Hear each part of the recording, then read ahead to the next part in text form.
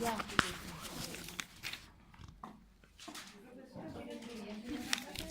¿Perdón? Próximo sábado. 15. No está planificada así desde el principio. Si ven la planificación, está el 15. Yo creo que es mejor porque así van a entrar menos contenido. Sí. Si de repente uno se entusiasma chuteándolas para adelante y al final... No era nada bueno. De hecho va a entrar hasta el tema que vamos a ver ahora, que es contracción muscular, hasta ahí no. Ya. Hasta hoy día ya. No hasta hoy día, hasta la contracción muscular que va a ser el primer bloque nomás. Ah, ya. ¿Ya? Y de desarrollo En términos prácticos, la diapo es Power 1, nada más. Es de alternativa. Alternativa, un poco de desarrollo, completar tablas. Ah, ya. Sí, bien matizado. ¿Son estas dos cosas? No. Una Ese nomás. no. Ah, ese no. Ese vamos a empezar a ver hoy día, pero no va a entrar. Sí, hasta contracción muscular de ahí. Hasta ahí. Este. Sí. El primero. Sí, el capítulo 1 nada más. No se nos da mucho la diferencia. Párate. Arriba de la silla. No es la de boxeo, ¿no? Que pasan. ¿Ah? Ya Sandra. Partiste. Ya Sandra. Con short. Los shorts nomás. Una mini. Tienes que cambiarte de ropa, Sandra. Yo.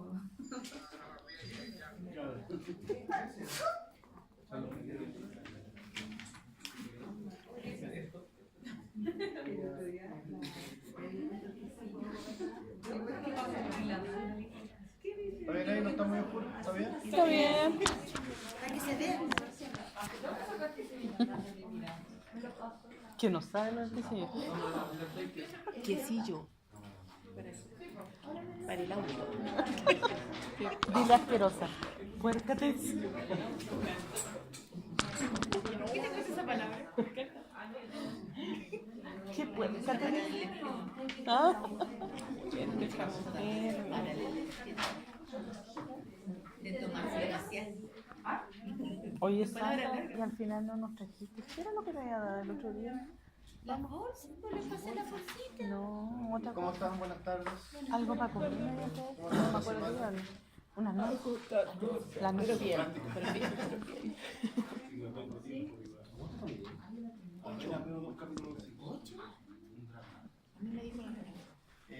¿Qué otra asignatura están ustedes este semestre? Microbiología, Enfermedades enfermedades parasitarias, Genética. genética. Taller de emprendimiento. ¿Y qué tal? ¿Cómo andan las otras asignaturas? ¿Bien? Bien. Bien. Todo este semestre debe andar bien. Excelente. Genética es más complicado. Genética está denso. Genética es como medio... O sea, hay Sí, ahí que está. razonar harto ahí, ¿no? Mucha teoría, así como poco aplicable. ¿O no? No, ¿Cómo te va la no, cosa? no, arte y La estadística de repente. Hay que ser... Para hacer los problemas de estadística sumatoria y cosas así. ¿Por qué? Más tranquila. No les pregunto. Quiero para hacer saber una ayudante. ¿Con qué ánimo llegamos al final de la semana? Ah, cansada, pero... Sí, con el mismo ánimo que llego yo. También, parecido, creo yo. Pero quedan pocos sábados, ¿no? ¿Cuántos sábados quedan? Perdón. El otro sábado vamos a estar en 18. Bueno, entonces el próximo sábado tenemos la cátedra.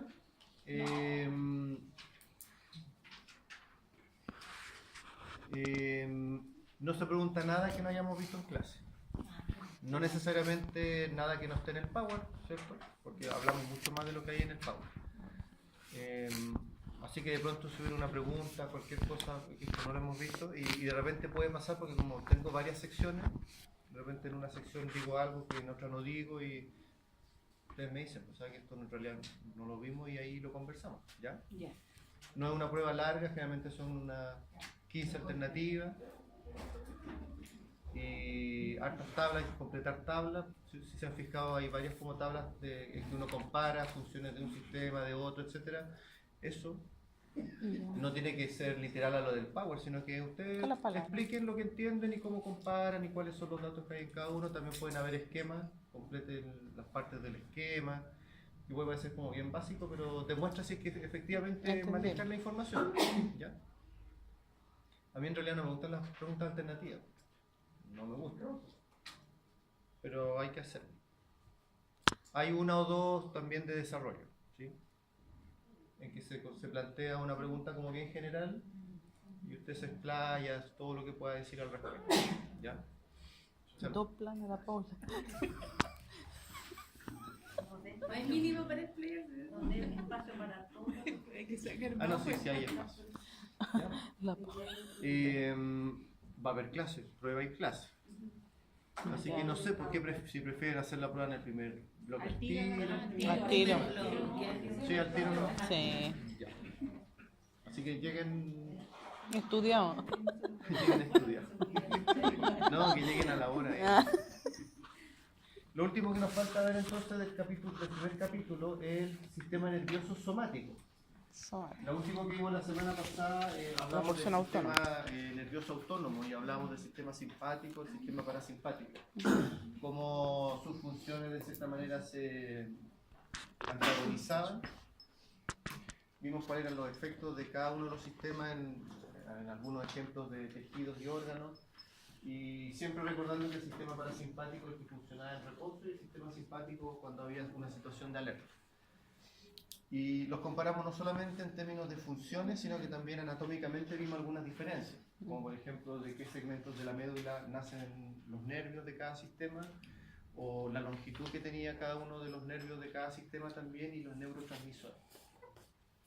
Y por último entonces, porción somática tiene que ver con aquella parte del sistema nervioso que se encarga del control voluntario de las funciones, y en general aquí nos vamos a enfocar al control de la musculatura y vamos por lo tanto a hablar de la contracción muscular. Al menos en este capítulo nos vamos a enfocar más a aprender cómo es el mecanismo de contracción del músculo estriado, músculo esquelético, y después a medida que entremos a otros sistemas, por ejemplo cuando veamos sistema digestivo u otro, vamos a ver qué diferencias tiene con la contracción del músculo liso, o cuando veamos sistema circulatorio con el músculo cardíaco. Al final son muy parecidos, por eso vamos a usar este como base, como referencia. ¿Ya? Pero antes de hablar de la contracción muscular, recordemos qué tipos de músculos hay en el organismo. Liso y estriado. Liso, estriado y Y cardíaco. Y el sí. cardíaco en realidad es como un músculo estriado un poco más especializado. ¿Ya? Características de cada uno. Por ejemplo, en el caso del músculo cardíaco,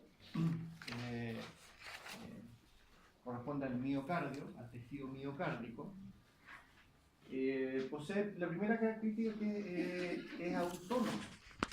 Como lo habíamos conversado en la clase pasada, nosotros mediante la voluntad no podemos regular el funcionamiento cardíaco. No podemos con la voluntad bajar nuestra frecuencia cardíaca o acelerarla. Sí podemos generar otros mecanismos que en forma secundaria van a terminar regulando la frecuencia cardíaca. Pero nosotros no podemos manejarlo de manera voluntaria. Pero no solamente tiene este automatismo, sino que también es autónomo. ¿Y a qué se refiere eso? Que si nosotros sacamos el corazón de un individuo, el corazón va a seguir latiendo hasta que se le acabe el oxígeno y la glucosa para generar energía. ¿Pero por qué puede seguir latiendo? Porque posee un automatismo, vamos a hacer un esquema, unas 4 cavidades cardíacas. Posee un sistema especializado de conducción eléctrica, formado por 2 marcapasos, que son los nodos.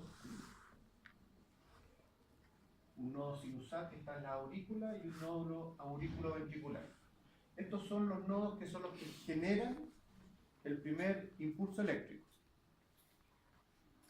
Y este impulso eléctrico se irradia a través, en el caso del nodo sinusal, se irradia por las aurículas para que se contraigan, y luego que se contraen estimulan al segundo nodo, que es el nódulo auriculoventricular, y mientras este comienza a estimularse, ya las aurículas comienzan a relajarse. Y cuando este se estimula a través de la inervación en los ventrículos, va a generar también la contracción ventricular. Por lo tanto, ¿qué genera finalmente esto? Se contraen las aurículas, Con esto, al contraerse las aurículas, la sangre pasa de la aurícula a los ventrículos y además sale hacia los... Perdón, permite el llenado del... perdón.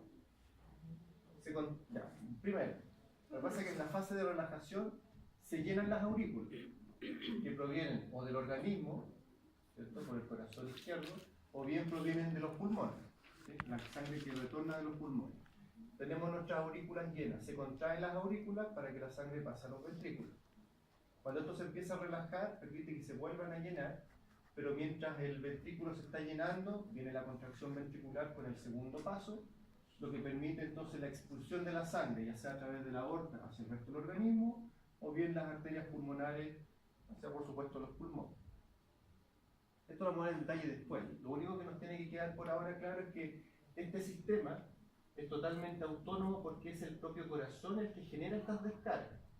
Lo que sí, claramente, como conversábamos la semana pasada, con qué rapidez descarguen estos nodos va a estar influenciado por el sistema simpático o el sistema parasimpático, porque el sistema simpático lo que va a generar es que estos nodos descarguen con mayor frecuencia, por eso aumentan la frecuencia cardíaca.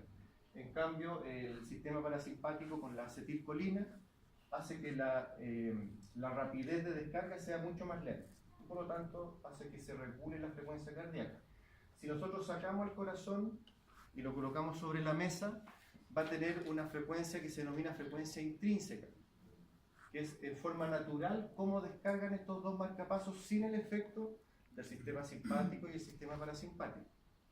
En otras palabras, el corazón posee una frecuencia propia, intrínseca, pero que siempre va a estar influenciada por estos dos sistemas. Y cuál sistema descargue más que el otro, va a ser el que finalmente predomine. ¿Ya? Y eso va a influir en la frecuencia. Y influye básicamente en la frecuencia, porque la fuerza de contracción es constante. Así que la adrenalina no hace que el corazón lata más con mayor fuerza, solamente aumenta la frecuencia. En cambio, el músculo liso, primero que nada... ¿sí? No entendí eso. ¿Late más rápido o más fuerte? ¿Cómo? La fuerza de contracción es constante. Lo único que varía es la frecuencia.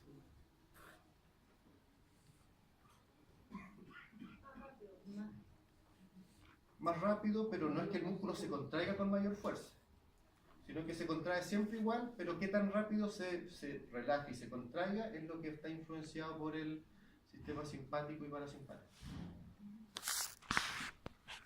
Pero vamos a verlo después cuando hablemos del corazón, ahí vamos a recordar todo. El músculo liso también se caracteriza por ser involuntario.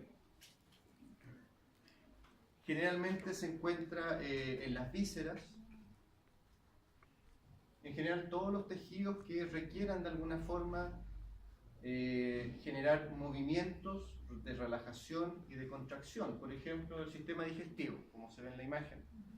Nosotros necesitamos que estos movimientos de contracción y relajación sean sincrónicos para generar lo que llamamos los movimientos peristálticos, que permitan el avance del alimento o el vaciado gástrico, o de cierta manera retardar o acelerar el avance del contenido intestinal. Por ejemplo, los vasos sanguíneos, ¿por qué cuando hablamos de que se puede haber vasodilatación o vasoconstricción? Es porque precisamente los vasos sanguíneos están formados por musculatura lisa. De momento que están formados de musculatura lisa, su inervación es parte del sistema autónomo. La adrenalina, por ejemplo, genera vasoconstricción, la acetilcolina tiende a generar vasodilatación. Cuando hablamos de que el sistema simpático dilataba los bronquios, es porque las vías aéreas también están formadas por musculatura lisa que puede hacer que su calibre cambie dependiendo de cuáles sean las necesidades del organismo. Las vías urinarias bajas, ¿por qué la vejiga se puede contraer o relajar?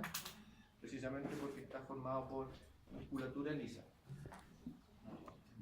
Son involuntarios, mantienen el tono y contracción en este tipo de tejidos, órganos y vísceras. Pero finalmente al que nosotros nos vamos a enfocar, músculo estriado, músculo esquelético si le quieren llamar también, que lejos es el tipo de músculo más abundante Y lo que más lo caracteriza es que se puede manejar de manera voluntaria. Ahora, que se pueda manejar de manera voluntaria no significa que no pueda ser controlado de cierta manera por el sistema nervioso autónomo. Cuando hablamos del arco reflejo, en que la mano se retira de manera involuntaria, el músculo estriado que se está contrayendo de manera involuntaria.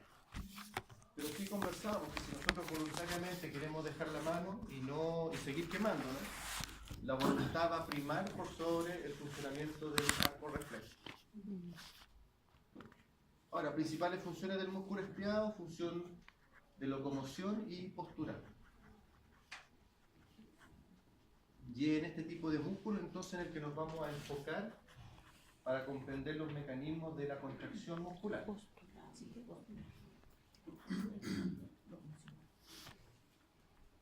Ahora, recordar, cuando hablamos de anatomía no nos interesa conocer los distintos tipos de músculos ni dónde se insertan, cuál es su origen, no.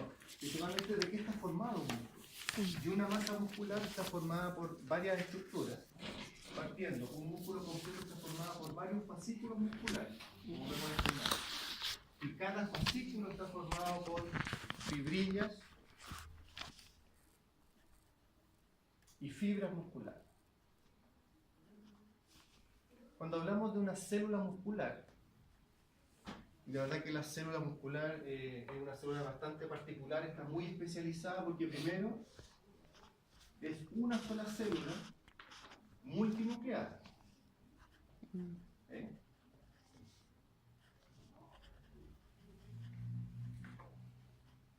Un conjunto de células musculares, célula muscular o miocito es sinónimo de fibra muscular, ¿de acuerdo?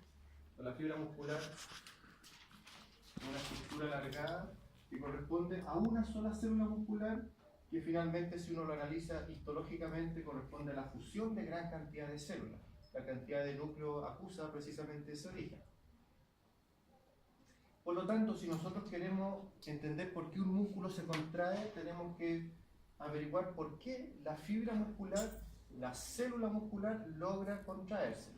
Y cuando decimos contracción muscular, lo que en realidad estamos diciendo es acortamiento muscular. Porque todo músculo que se contrae, en realidad lo que hace es acortarse. ¿Sí? Y obviamente cuando se acorta y además aumenta su volumen. Pero cuando se relaja, se vuelve a alargar y vuelve a su tamaño original. La unidad funcional de la contracción que está dentro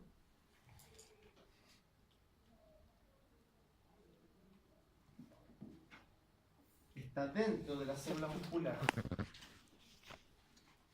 se denomina sarcómero. Por ejemplo, para que nos ubiquemos en esta imagen,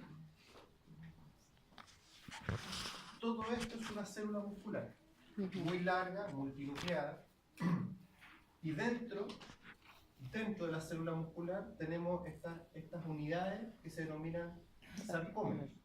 Lo vamos a ver después de manera más esquematizada. Pero lo que sí esta imagen quiere mostrar es que al ser la célula muscular tan especializada, muchos nombres que en otras células son muy conocidos, aquí varían. Por ejemplo, el sarcolema es la membrana plasmática de la célula muscular. ¿Ya? El sarcolema es la membrana plasmática de la célula muscular.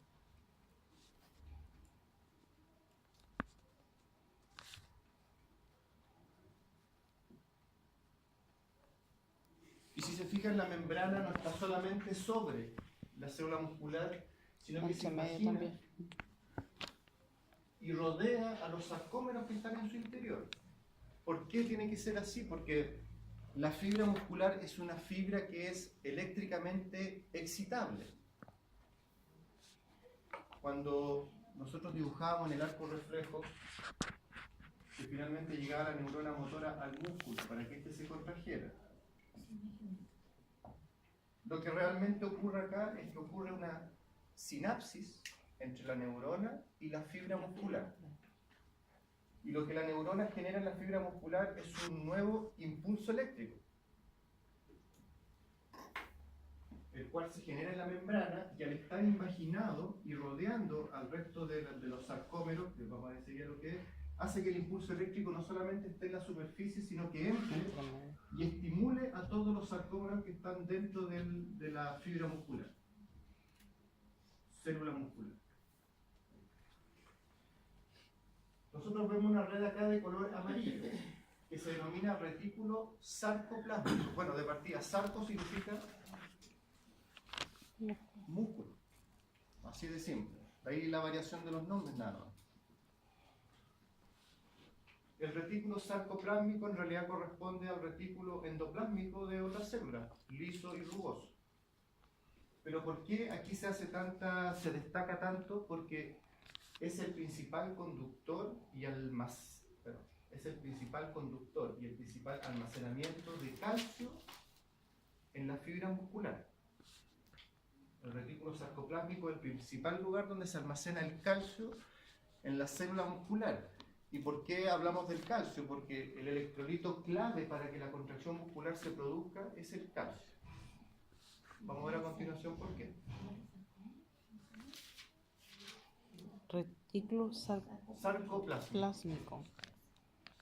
Sí, esta imagen no está en la que ustedes imprimieron. Por lo tanto, lo que hay que pensar, si usamos un poco la imaginación, es que la neurona motora estimula eléctricamente a la superficie de la fibra muscular y ese impulso eléctrico entra a la fibra muscular para empezar a generar la contracción en todas estas estructuras que son el sarcómero. Entonces, si queremos entender por qué la fibra muscular se contrae, lo que vamos a aprender entonces es cómo el sarcómero, que es la unidad funcional, que son todos estos segmentos, me dice de manera tridimensional, vamos a verlo de manera más...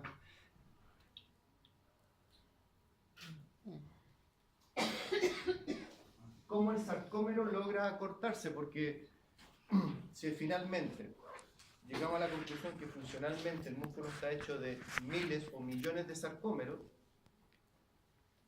si entendemos cómo el sarcómero logra acortarse, vamos a entender entonces por qué se logra cortar una masa muscular completa. Vamos a ver en teoría todos estos conceptos que no son complicados, ¿eh?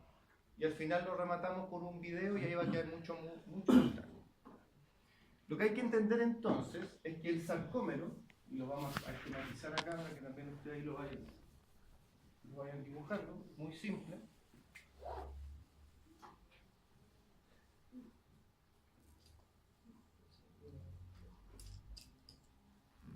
Sarcómeros para acá, sarcómeros para allá, fibras musculares, todo esto se repite miles de veces dentro de una fibra muscular. Un sarcómero, primero que nada, tiene límites anatómicos, que se denominan líneas Z, que son bandas fibrosas que unen a un sarcómero con el otro. ¿Línea Z? Se llama línea, línea Z.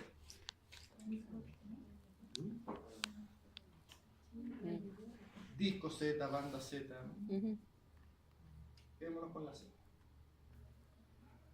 Dentro del sarcómero hay principalmente dos tipos de proteínas que son las más importantes.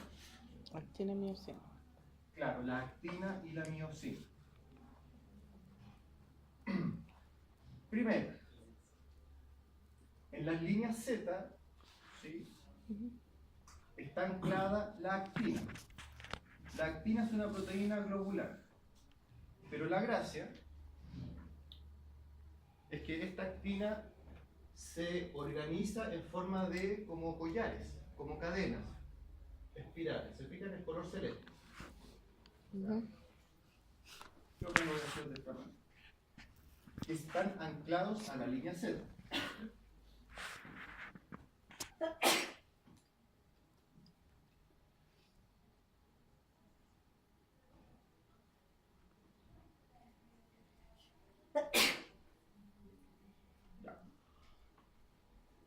La actina. Por otro lado, estas también se llaman bandas delgadas, filamentos delgados. Porque tenemos a la miosina, que es una proteína estructural que tiene esta forma, pero que se distribuye en racimos, como podemos ver acá, que dejan cabezas expuestas hacia el exterior, que ejercen la acción como de ganchos.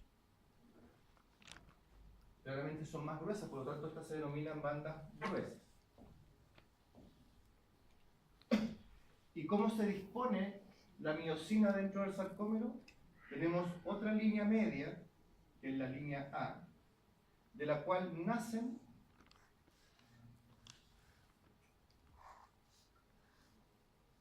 los filamentos de actina, y que aquí los voy a graficar como que fueran ganchos. Porque finalmente, en términos muy básicos, lo que permite que el sarcómero se acorte es la interacción entre ambos tipos de proteínas. ¿Y cómo interactúan? En que la miosina se engancha en la actina, la miosina se engancha en la actina, y por medio de la acción del ATP, de la energía, comienzan a generar una tracción. Se enganchan y traccionan. Y por lo tanto, si se enganchan y traccionan, empezamos a tirar las líneas Z hacia la línea media, y por lo tanto eso genera que el sarcómero lentamente se acorte. Si alguien me dice, ay, no estoy entendiendo nada lo que está diciendo, me lo dice, ¿vale? Esa es la base de cómo el sarcómero se acorta, y por lo tanto una masa muscular completa se acorta, porque esto está ocurriendo simultáneamente en los miles de sarcómeros que tiene un músculo. ¿Okay? O sea, lo que se está moviendo es la actina. Eso, ¿sí? Eso va a Es que no es que se estén moviendo, sino que en el caso de la miosina, sí, en ese sentido, la actina está siempre quieta, la única que genera un movimiento es la miosina mediante gasto energético, con ATP. La miosina es la que está enganchada. Los ganchos, exacto, los ganchos, y vamos a ver de que estas cabezas no son fijas, sino que estas cabezas se van moviendo. El ATP permite que esta cabeza se extienda y se enganche. Se relaje, se extienda y enganche. Lo vamos a ver en un video posteriormente. Pero no es tan simple este sistema, ¿por qué? Porque para que la miosina pueda enganchar a la actina, tiene que hacerlo en sitios de unión específicos.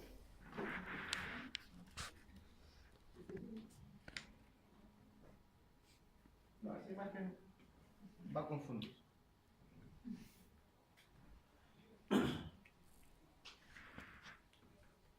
Este es el collar de actina.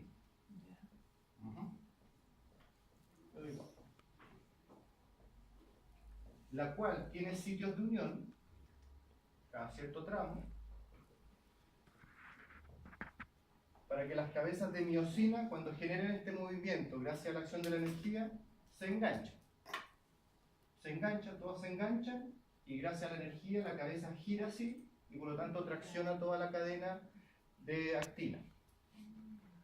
Después se relaja, esto ya quedó más acá, esto se relaja, vuelve a enganchar y volvemos a traccionar. Pero el problema es que estos sitios de unión están cubiertos por una proteína que se denomina tropomiosina.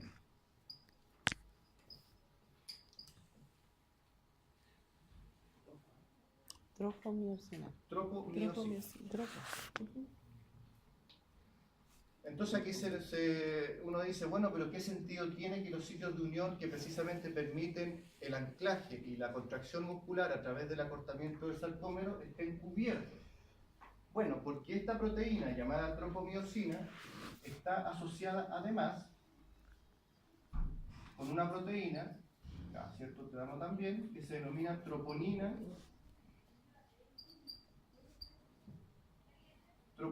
C.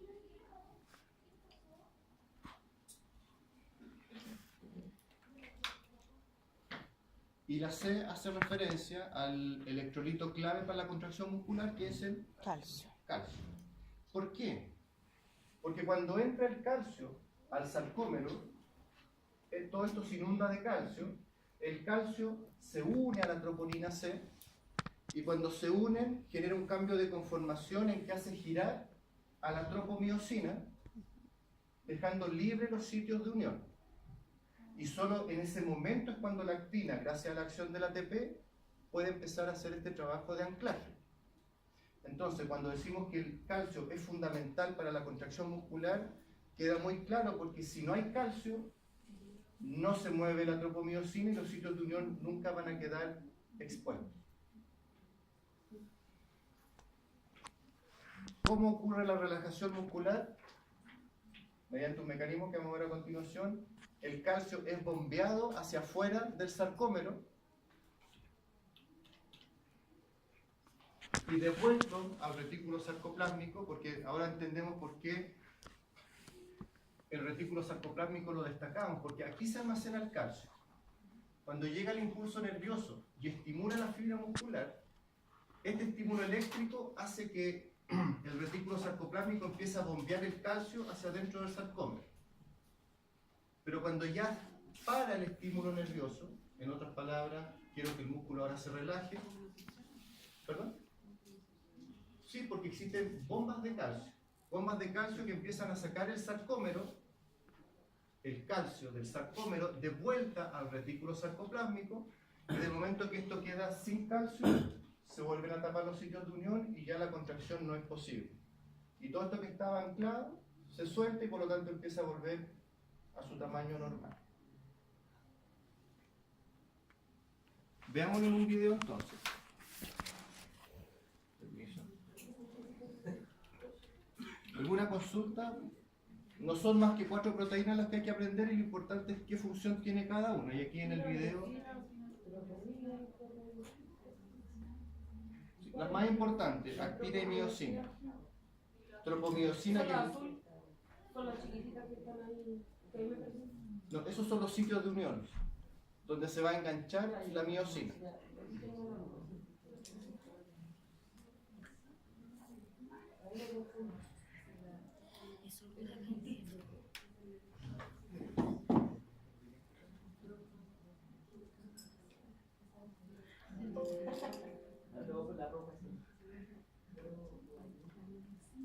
El tema de hoy es el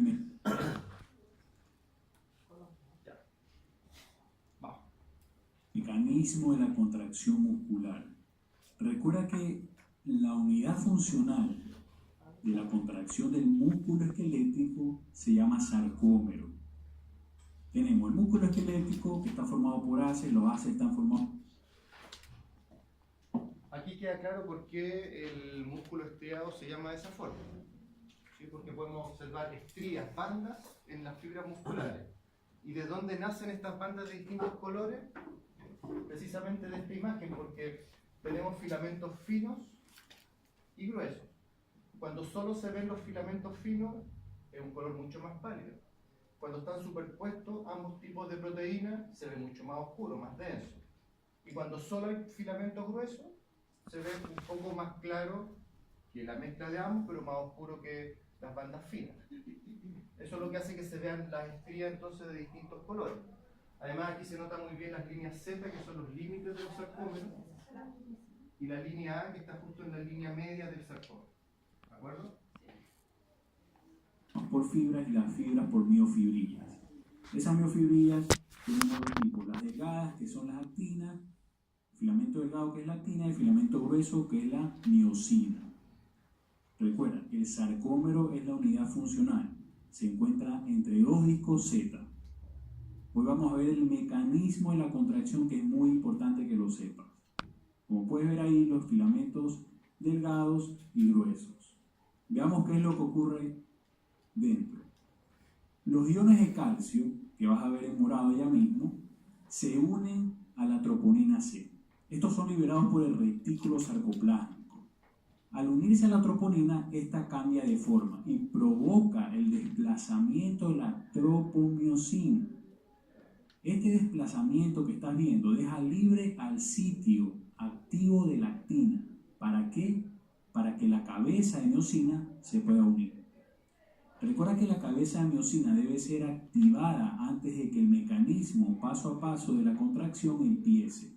Esto ocurre cuando el ATP se une a la cabeza de miosina y produce la hidrólisis. Se produce la hidrólisis de este ATP dejando ADP y un fosfato inorgánico. La energía liberada de la hidrólisis del ATP activa la cabeza de miosina. Entonces, la cabeza activada se une a la actina. Vamos a ver cómo se une. Mira, se une a la actina una vez que ya está activada y se libera el fosfato inorgánico. Esto produce que la unión se fortalezca. Se fortalece la unión. Y ahora viene el golpe de fuerza. El ADP se libera y la cabeza de miosina se desplaza. Es decir, la cabeza de miosina desplaza el filamento de actina hacia la línea media. Ahora, el cambio de ATP, ahora viene otro ATP, se une a la cabeza de miosina y la unión entre la cabeza y la actina se debilita cuando llega el ATP y se separa la cabeza. Pero después ocurre lo mismo. Después se vuelve a activar la cabeza de miosina. El ATP, se produce la hidrólisis del ATP, dejando el ADP y el fosfato inorgánico, y la energía liberada reactiva la cabeza de miosina. Y se vuelve a repetir lo mismo. Este es el mecanismo paso a paso. Siempre, mientras los sitios de unión de la actina estén expuestos, esto se va a producir siempre. Mientras los sitios de unión de la actina estén expuestos, este mecanismo paso a paso va a seguir. Se produce la contracción muscular como estás viendo ahí. Ahora, ¿cuándo termina este mecanismo? Es muy sencillo. Cuando el calcio es bombeado de regreso al retículo sarcoplásmico. Existe una bomba de calcio. Entonces, mira cómo se fue el calcio ahí. Entonces se vuelve a tapar los sitios de unión. La tropomiosina vuelve a su lugar original. Entonces la cabeza de miosina ya no tiene dónde unirse y se termina la contracción.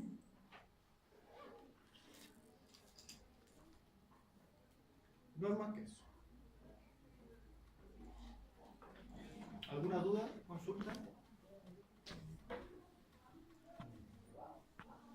Tengo todas. ¿Quién hace que se separe la No, eso es parte del metabolismo dentro de la cabeza de miosina.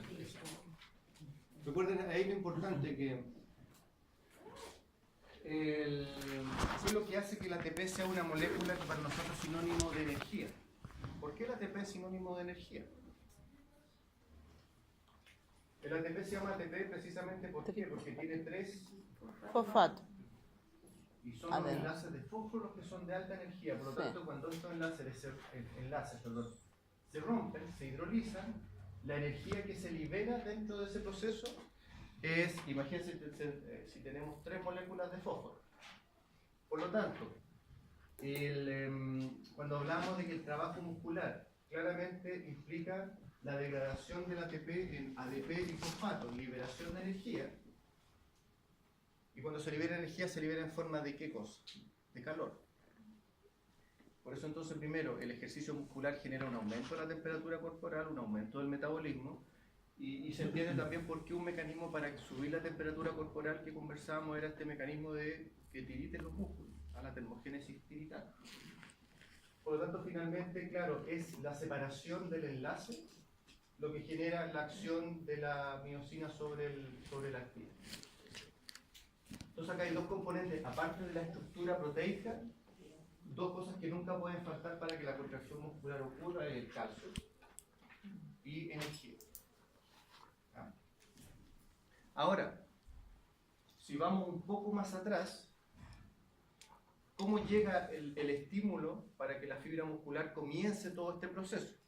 Y ahí es donde aparece el concepto de placa motora. Definamos lo que es placa motora, un poco lo que está en esa imagen, pero ¿qué es la placa motora? Es la unión funcional entre la neurona motora y la fibra muscular. Es la unión funcional entre la neurona motora, vía eferente, si ustedes le quieren decir también, y la fibra muscular.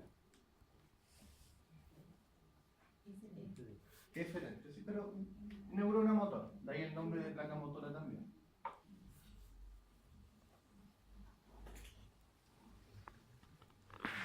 Grafiquémoslo de la siguiente manera. Neurona motora,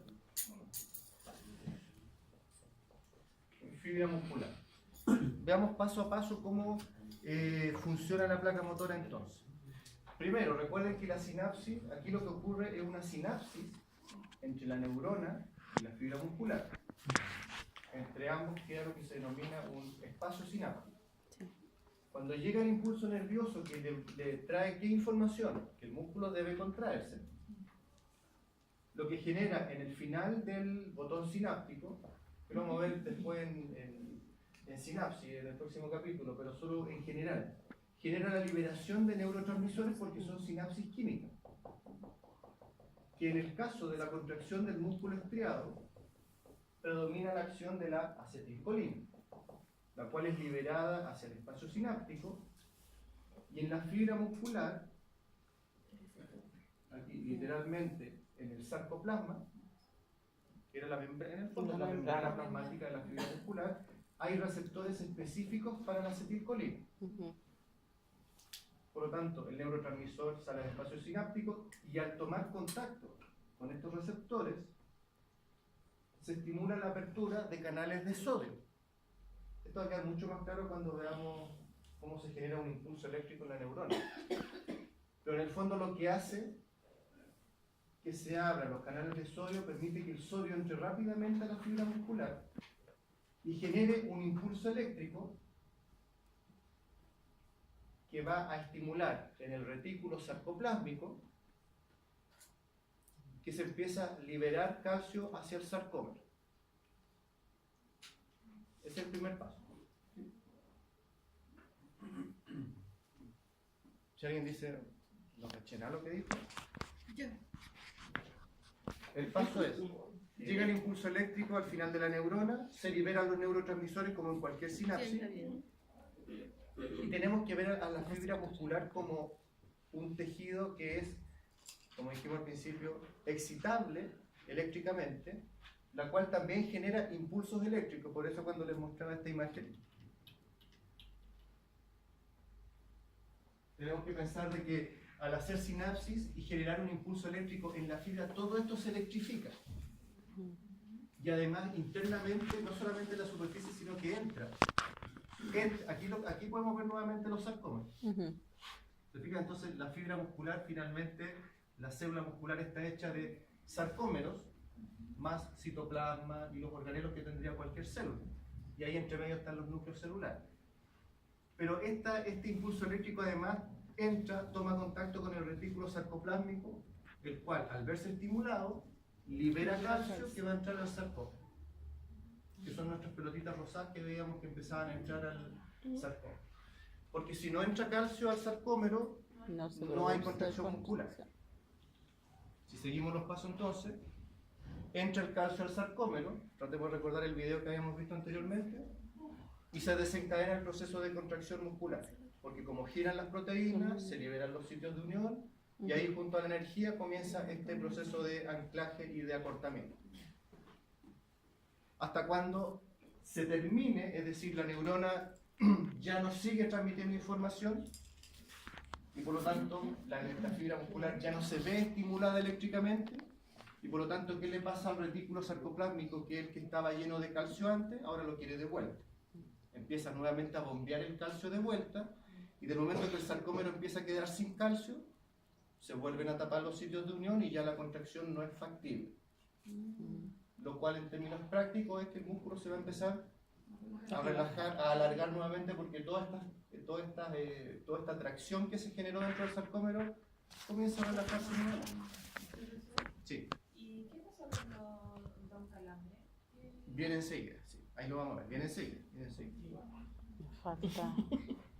Entonces se produce la relajación muscular y ahí termina la pega.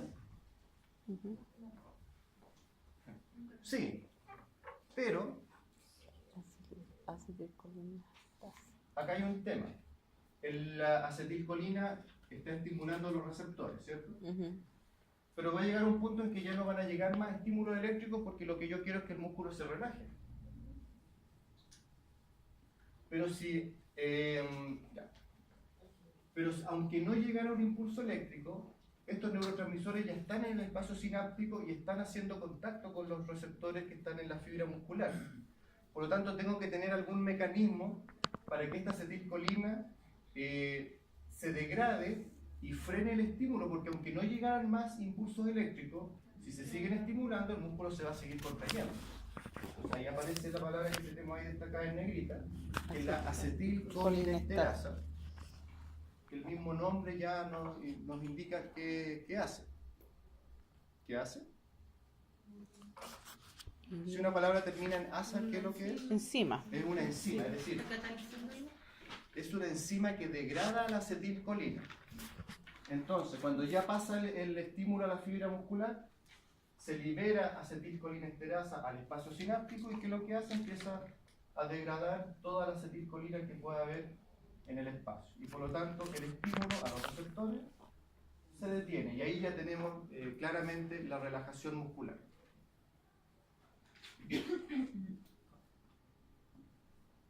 Ahora, si después viene otro estímulo eléctrico para que se libere nuevamente acetilcolina, bien, no hay problema. Esto ocurre constantemente. La acetilcolinesterasa es un mecanismo de control para evitar la sobreestimulación de la fibra muscular. ¿Sí?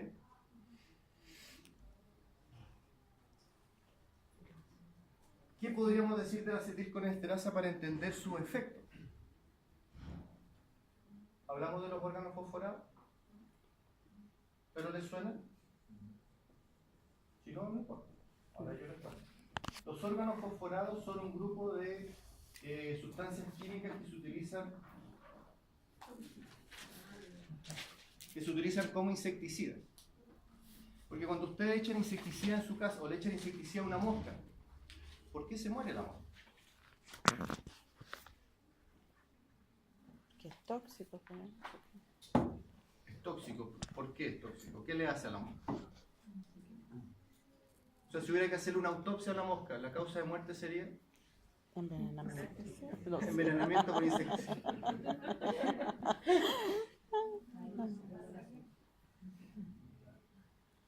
Por ahí va. Deduzcamos qué es lo que le hace el insecticida a la mosca, porque lo que yo les cuento es que el órgano fosforado lo que hace es que se une a la acetilcolinesterasa y la inactiva.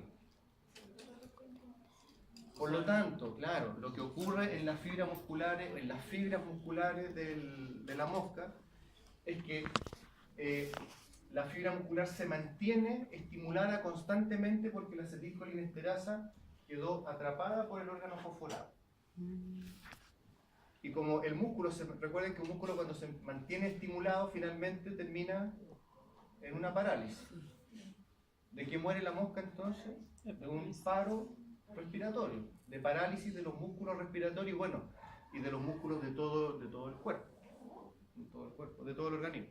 Por eso cuando ustedes ven que la mosca cae, en realidad no es que ella cayó muerta. Tiene parálisis de los músculos de las alas en primer lugar, por lo tanto la mosca cae al suelo y queda totalmente tiesa. Y de ahí la muerte, que pobrecita la mosca. Y por lo tanto la muerte después de pocos minutos sobreviene por paro respiratorio. Bueno, ¿por qué para nosotros es importante conocer esto? Porque muchas veces nuestros pacientes pueden consumir estos productos y por lo tanto provocan los mismos síntomas, pero a mayor escala, mucho más notorio. Cuando hablamos de pacientes intoxicados con estos venenos, y muchas veces cuando envenenan perros ocupan este tipo de productos, ¿y cuál es la clásica sintomatología? Convulsiones, porque la contracción muscular está totalmente descontrolada. Pero no solamente se afecta a la musculatura voluntaria, sino que también hay una hiperestimulación de la musculatura lisa y de la musculatura cardíaca también, porque los mecanismos son muy similares. En el tubo digestivo es muy notorio, vómito, diarrea, ¿sí? El corazón comienza a latir con mucha mayor fuerza y mucha mayor rapidez, y finalmente el paciente muere de paro cardio, ya sea por una fibrilación. Entendemos fibrilación como una contracción demasiado rápida en el corazón. Uno dice, pero que el corazón lata muy rápido igual es bueno, ¿no? Porque tira sangre, ¿no? El problema es que cuando el corazón late tan rápido, se alcanza a oxigenar, pero un corazón que late muy rápido no alcanza las cavidades del corazón a llenarse de sangre. Entonces prácticamente estoy tirando escupitos de sangre nomás. Y como no se llenan las cavidades corporales, se empieza a congestionar la sangre que quiere entrar al corazón además. Ahí se desencadenan un montón de problemas. Paro cardíaco, y si hay parálisis de los músculos respiratorios, paro cardiorrespiratorio. Pero afortunadamente existe un antídoto. En general, cuando hay sospecha, hay sinología similar, uno le coloca este Vitamina producto K. igual nomás, porque colocarlo no le va a hacer mal, que es la atropina. La atropina es un fármaco utilizado mucho en medicina veterinaria. Es parte de toda premedicación para un paciente que va a ser sometido a una cirugía, por ejemplo. Porque la atropina, ¿qué gracia tiene? Que compite con los receptores de la acetilcolina. ¿Por qué es un antídoto? No porque tome el órgano fosforado y lo saque, o no porque libera la acetilcolinesterasa. La unión entre el órgano fosforado y la acetilcolinesterasa se va a mantener hasta que finalmente el órgano fosforado se inactive, o la acetilcolinesterasa se active antes. Lo que hace entonces la atropina es que bloquea los receptores de acetilcolina, compite, y por lo tanto, como los tapa, como los bloquea, pero no genera los mismos efectos que la acetilcolina, solo bloquea. La acetilcolina, aunque está repletando el espacio sináptico, no va a estimular a la fibra muscular. Y con eso entonces lentamente todos estos movimientos comienzan a relajarse y el paciente vuelve, obviamente con un apoyo de fluidoterapia. Esto es una urgencia veterinaria de todas maneras, pero el paciente se recupera sin ningún problema. Entonces ahí tenemos cómo la acetilcolinesterasa es clave para el adecuado funcionamiento de la contracción muscular. Otro ejemplo, como para ya cerrar el tema de la placa motora. Hay una patología que se denomina miastenia gravis. No sé si la han escuchado alguna vez. No es muy frecuente, pero para el ejemplo es bien válido. En el ojo, profe, que se mueve así, ¿o no? El ojo, la miastenia, que se mueve involuntariamente. No. No, yo he escuchado. Primero, es una enfermedad autoinmune. Entendemos el concepto de enfermedad autoinmune. Es decir, el sistema inmunológico ataca a sus propios tejidos, a los tejidos del mismo individuo. En este caso, el sistema inmune del paciente destruye los receptores de acetilcolina que hay en la fibra muscular. ¿Cómo le dijo, perdón?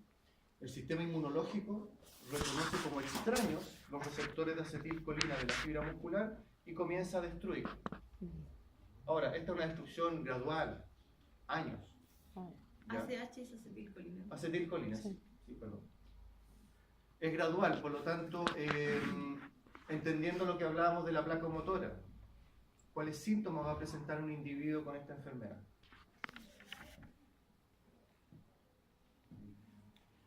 Disparemos, pues si nos equivocamos no importa. Pienso que no, porque los No, es contracción Se muscular. empiezan a destruir estos receptores. entonces no vamos a tener tanta contracción. Claro, aquí el problema es que la fibra muscular empieza a tener menor estímulo.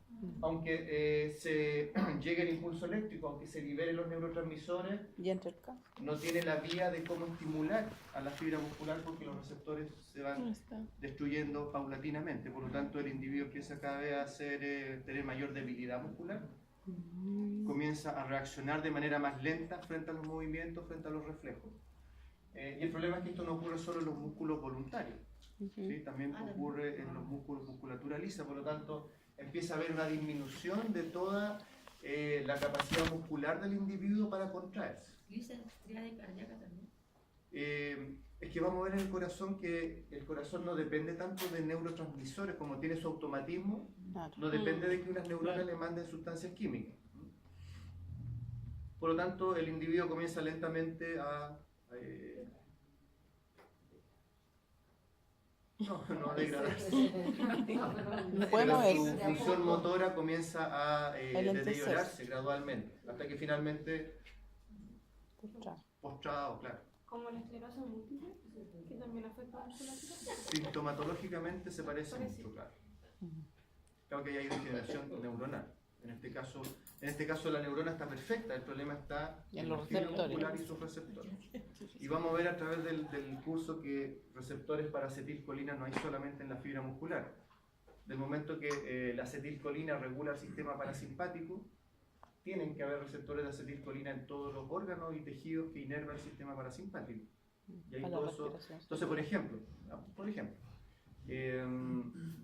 si el sistema parasimpático contraía la vejiga urinaria, No, como veíamos la semana pasada, ya la contracción de la vejiga va a ser mucho más débil, porque no va a haber el estímulo necesario en el tejido muscular de la vejiga urinaria.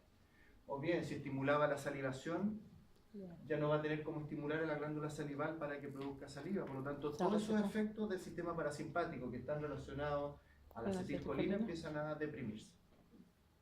Y es un problema. Ahora, este es un proceso totalmente progresivo, no hay mucho que hacer. ¿Cómo uno convence al sistema inmune para que deje de hacer esto? con ¿Cómo uno le hace medicamentos. ver, oye, sabes que estos receptores me sirven? O cuando es la enfermedad autoinmune no hay nada que hacer. No, Que pues dan, encomendárselo. no, pues dan medicamentos generalmente. Medicamentos que logran Que se restituya la conexión que existía. O que suple la...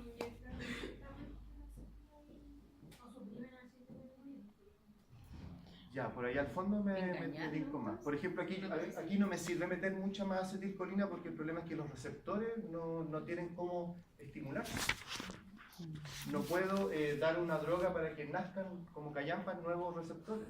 No, No, acá lo que yo tengo que hacer es deprimir al sistema inmunológico. En el fondo, si no entiende por las buenas, tiene que entender por las malas.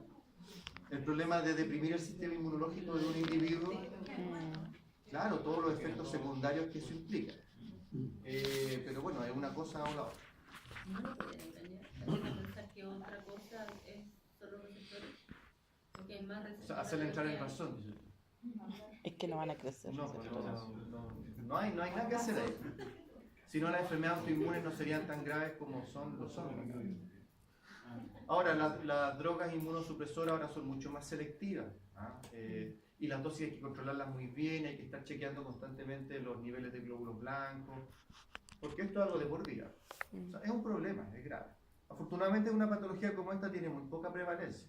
En animales seguramente, en animales pasa algo que es bien complicado, que uno no sabe si es que la enfermedad no existe o está subdiagnosticada. No hay- Porque no hay estudio o de repente llegan casos en que se ataca la sintomatología, pero no sé la causa inicial. Pero al menos en humanos se describe, en animales No no hay hay información información. suficiente.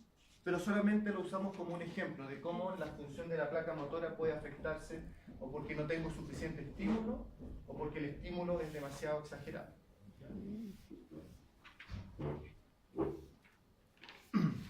¿Qué son los calambres? A propósito. Primero, los calambres son contracciones musculares espontáneas, porque no son voluntarias, en que la contracción muscular es muy intensa y por lo tanto muy dolorosa, porque la contracción de un músculo no debiera doler. Cuando nosotros contraemos músculos no duele. El calambre en cambio es doloroso. Es involuntario, ¿sí? Es involuntario. Involuntario ya. Cuando uno hace ejercicio, es regular. Pierde vitamina K. No creo que nadie voluntariamente quiera tener calambre. No, duele. Pero el punto, cuando alguien le da calambre o sufre con frecuencia de calambre, ¿cuál es la recomendación casera? Plátano, potasio. Y esto lo vamos a entender mejor cuando veamos cómo se genera el impulso eléctrico, porque los dos electrolitos claves para que el impulso eléctrico se genere en una neurona es el sodio y el potasio. Pero solo como para responder el tema de los calambres, el potasio es el encargado de la relajación de la fibra muscular. Por lo tanto, si tengo un individuo con bajos niveles de potasio, su relajación muscular va a ser pobre. Va a tender mucho más a que el músculo se mantenga contraído con un mínimo estímulo. De hecho, el calambre en general no nace solo. Basta con que uno contraiga el músculo un poco y de repente nace ese como puntito de dolor que empieza a irradiarse y se irradia porque empieza a comprometer mayor cantidad de fibras musculares. ¿Qué pasa generalmente en la noche? No. ¿Por qué pasa más en la noche? Hoy en la noche no sé. O a mujeres embarazadas, profe, porque Lo mismo les pasa. Mujer embarazada, de eso es posesión satánica. Deshidratación. No, pero hablando en serio, a ver. A mí lo siento así. Espera, que te hago una pregunta, Ya, vamos. Por Perdón. la noche dan más los canales.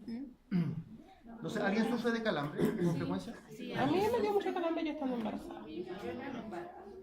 Lo que pasa es que en el embarazo hay que pensar lo siguiente, que primero la mujer entra en un sistema metabólico totalmente distinto.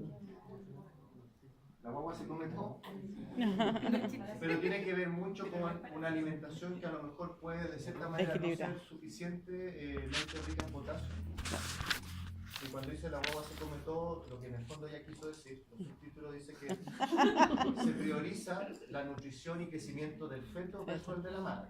Claro. Por lo tanto, si eventualmente el potasio está justo, se va a ir al crecimiento del bebé y la madre va a sufrir cierta deficiencia. ¿Ya? ¿Qué los diuréticos provocan como efectos secundarios? Buen punto. Ahí me hicieron la pregunta, parecía en otra sección, pero en este caso yo tengo un amigo que toma mucha cerveza y sufre mucho de calambre. Primero la cerveza es un diurético, ¿sí? Diurético, claro. Se toma con fines farmacológicos. Por eso tomó. Y tiene vitamina B. Dijo el profe la otra vez. ¿Te acordás? El profe decía. ¿Quién era? Ah, sí, Ahora, no tenía agua potable, cerveza. Si ustedes me preguntan qué es más sano, una bebida cola que una cerveza, Cerveza. claro, y lo digo en serio. Obvio. Eso voy a tomar varias veces. Sí, de todas maneras. De todas tenemos maneras, grabado. así Despolarización y ahí? repolarización. Lo vamos usando. Es como una manguera, son túbulos. ¿Sí? Este es el nefrón. Ah, ya. Y el nefrón es, La unidad funcional del riñón. esa es como la definición, es Sí. la unidad funcional del riñón. ¿Cuántos nefrones tiene cada riñón? Aproximadamente. Y mucho no es una respuesta. Tenemos números, ¿eh? Cada riñón, ¿cuántos nefrones tiene aproximadamente? Aquí estamos para más de 1 millón. Para que 5 no millones, demoremos ya. tanto, digamos. Sí, 5 a 6 millones de nefrones. Por lo tanto, cuando uno quiere estudiar el funcionamiento del riñón, lo que en realidad tiene que comprender es el funcionamiento del nefrón, Claro. así como vimos el músculo y el sarcómero. Ya. Bueno, dentro de las funciones del nefrón, además de filtrar sustancias, también hay funciones en que se reabsorben muchas sustancias que desde el nefrón que fueron filtradas vuelven a la sangre, y hay otras que son eliminadas desde la sangre hacia el nefrón, y por lo tanto aquí ocurre un intercambio de sustancias, en que, yendo a la pregunta en particular, nosotros tenemos una hormona que la vamos a ver después en el sistema endocrino. La aldosterona es una hormona que se preocupa principalmente del metabolismo del sodio y potasio. Y la aldosterona, ¿qué es lo que hace en el nefrón? En la zona del túbulo distal, ya cuando se nos está acabando el nefrón, el trabajo de esta hormona es reabsorber sodio y eliminar potasio. Eso es lo normal. Por lo tanto, si yo tomo cualquier agente diurético, sea un remedio, sea un fármaco, sea una cerveza, digamos, lo que yo voy a estimular entonces, voy a exacerbar estos mecanismos, es decir, voy a estimular una mayor reabsorción de sodio y una mayor pérdida de potasio. Por Y eso. caemos en el calambre de nuevo. Mira. Cuando estudiemos entonces cómo se genera el impulso eléctrico y vemos cómo el potasio influye en esto, vamos a recordar el calambre y ahí va a quedar mucho más claro. Sin embargo, aparte del calambre, muchas veces pasa que nosotros estamos totalmente tranquilos, relajados, y de repente empiezan a saltar pequeñas partes del músculo. Sí. Algunos como que les El salta Sí, No ¿verdad? el ojo, más el párpado en realidad. Sí. Pero son pequeños segmentos Ujú. que en general no son dolorosos, pero uno se queda mirando Molesta. y sí, en las Sí. pies. Eso se llama fasciculación y que proviene en el fondo de, como veíamos en la anatomía del músculo, porque se contraen solo algunos fascículos musculares, no es la masa muscular completa, porque si no habría un movimiento mucho más notorio. Se denominan fasciculaciones. Y las fasciculaciones son contracciones pequeñas e involuntarias, en general no son dolorosas, insisto, pero que se producen principalmente porque hay descargas nerviosas espontáneas en esa zona del músculo.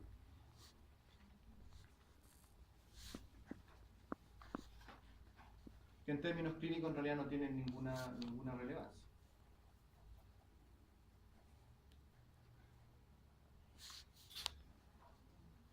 Profesor, ¿y qué es cuando uno dice, ay, se me durmió un pie? Cuando uno siente como un hormigueo. Lo que ocurre ahí, más que tener que ver con el sistema nervioso, tiene que ver con el sistema circulatorio. Ay, Cuando uno está sentado con las piernas cruzadas o con la rodilla doblada, lo que en el fondo Claro, está haciendo no sin irrigó darse bien cuenta, que la masa muscular comprime ciertos vasos sanguíneos y por lo tanto la irrigación de las extremidades disminuye. Y ahí es muy loco porque uno siente la pierna de este porte, así, o el pie de este porte. Sí. Y para dar paso. ¿El movimiento voluntario tiene una función similar? Ya, lo que ocurre en el Parkinson, esto igual lo íbamos a ver después del sistema nervioso, pero lo que ocurre en el Parkinson, que la sintomatología clásica es que hay no hay control de los movimientos voluntarios. Pero ahí lo que falla es un neurotransmisor, que se denomina dopamina. Por eso. La gracia de la dopamina, porque uno tiende a pensar de que los neurotransmisores siempre están para estimular a la neurona siguiente, o en este caso a la fibra siguiente. Pero vamos a ver que los neurotransmisores se clasifican en excitatorios e inhibitorios. Hay neurotransmisores que cuando se liberan, frenan la acción del tejido que viene posteriormente. El caso de la dopamina es un neurotransmisor inhibitorio. Por lo tanto, si hay deficiencias de dopamina en un individuo, en vez de inhibir la acción del tejido muscular, se va a estimular con mayor frecuencia. Es decir, si la dopamina se libera para relajar el músculo y me falta dopamina, ¿qué le va a pasar al músculo? Comienza a estimularse y a contraerse totalmente involuntario, porque igual que en el ejemplo del órgano fosforado, ya no me llegan más estímulos nerviosos, pero mi sistema de seguridad para inhibir el funcionamiento muscular está totalmente dañado. Por lo tanto, no puedo inhibir el funcionamiento muscular y por lo tanto el músculo se contrae de manera involuntaria. Lo cual es gradual, hay distintos grados, ¿cierto? Y por lo tanto, una de las drogas que se usa como tratamiento es un derivado sintético de la dopamina que se denomina L-Dopa o levodopa. Y que lo que busca en el fondo aumentar los niveles de neurotransmisores inhibitorios y con eso freno entonces la acción.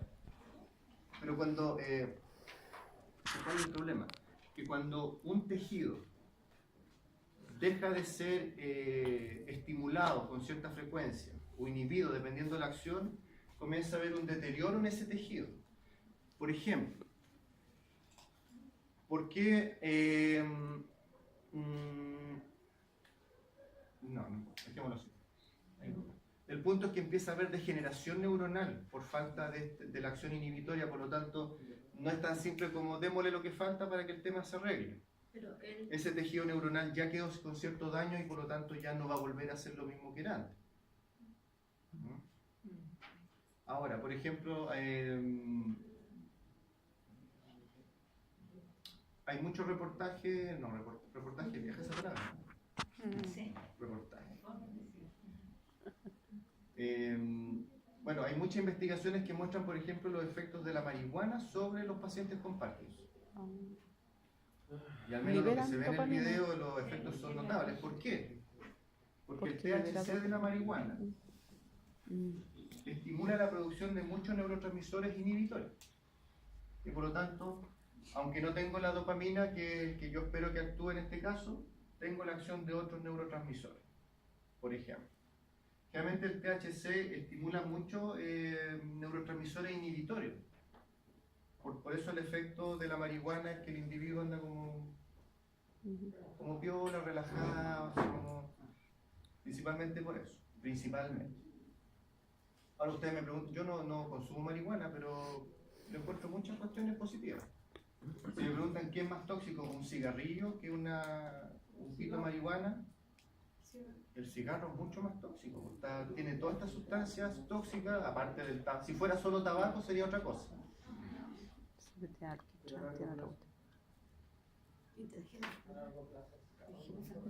a largo plazo, yo encuentro bien deseable porque es súper tóxico, pero la marihuana a largo plazo también provoca alteraciones de conducta y la gente agresiva. Sí, lo que pasa es que aquí nunca hay que olvidar de que el veneno lo hace la dosis. Claro. Replanteo lo que dije. Cuando hay efectos medicinales, esto con efectos medicinales yo lo defiendo todo el rato. Sí, por si no Con te efectos, ¿cómo le llaman? Terapéutico. No, algo recreativo, ahí ya tengo mi aprensión. Así que me refiero a efectos Terapéutico. en que son dosis muy controladas, periódicas, se busca además son variedades que tienen efectos analgésicos mucho más potentes. A largo plazo, claro que genera efecto. Y además, y depende mucho de la edad que tú comiences a consumir. Claro. También. Pero ese es otro tema. Así que replanteo para los que están grabando la clase, lo defiendo con fines terapéuticos. Sí. ¿Qué es lo que falla en el sistema de contracción muscular cuando uno hace un mal ejercicio y queda como el músculo tieso, por ejemplo el lumbago, tortícolis? ¿Cuál es el mecanismo que falla? Pero es que, por ejemplo, en el lumbago, Una fuerza más. el lumbago se produce porque hay compresión de los nervios que inervan, por ejemplo, los miembros posteriores, y eso generalmente está a nivel de la médula espinal. El origen en el lumbago es nervioso, sí. Y generalmente, aunque la compresión ocurre a nivel de la salida del nervio de la médula espinal, del momento que si tú ahí comprimes el cable eléctrico, te va a fallar todo lo que ese cable eléctrico inerve. Y recordemos que un nervio no es igual a neurona. Un nervio es un ramillete de neuronas, dentro de las cuales van neuronas sensitivas que van subiendo, llevando información, Y motoras que y otras bajando, motoras que van a generar algún efecto. Por lo tanto, cuando tú tienes compresión de un nervio, te falla la sensibilidad, provoca dolor y al mismo tiempo provoca fallas en la función porque la vía motora también es la que se ve comprometida. Ahora, ¿te refieres a eso, lumbago, eso principalmente? No, es que en otro tipo de contracciones musculares incluso se ve a veces que quedan como claro, los tirones. Ya. Eso es como una tendinita. Lo que tiene que ver ahí mucho tiene que ver con el ATP. Porque no sé si se dieron cuenta que el relator, digamos, cuando hablaba de cómo actuaba la cabeza de miosina, decía, el ATP, la presencia de ATP, relaja la unión, la hace más débil, y cuando esto se degrada, la unión se hace más fuerte. Cuando tengo insuficiencia de ATP en un tejido muscular, porque hice un trabajo demasiado intenso, en un tejido que no está acostumbrado a ese tipo de trabajo, y se agota el ATP en ese tejido, las uniones entre la actina y la miosina se vuelven muy fuertes, y por lo tanto el músculo queda como enganchado, digámoslo así, para que se entienda. Y por lo tanto la capacidad de relajación de ese músculo se pierde, muy parecido al calambre. Y por lo tanto, como la contracción se hace constante y se vuelve cada vez más intensa porque se empiezan a unir mayor cantidad de fibras musculares,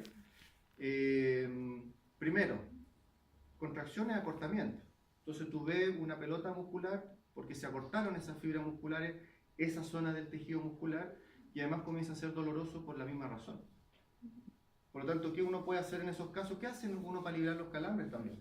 Estira a mí me da aquí estira. Elongación. Ya, elongación es una posibilidad, como para vencer el calambre, pero también, ¿por qué Masaje. sobarse, masajearse? ¿Por qué sirve en el caso del calambre? ¿Y por qué masajear relaja un músculo? Porque lo estira con el calor. El calor va de afuera para adentro. Claro, eso es. Al estimular, estimula la irrigación de la zona. Y una zona más irrigada va a generar más calor, pero además permite la llegada de mayor cantidad de potasio, de glucosa, de oxígeno, más ATP, y por lo tanto empiezo a romper este sistema que me tiene el músculo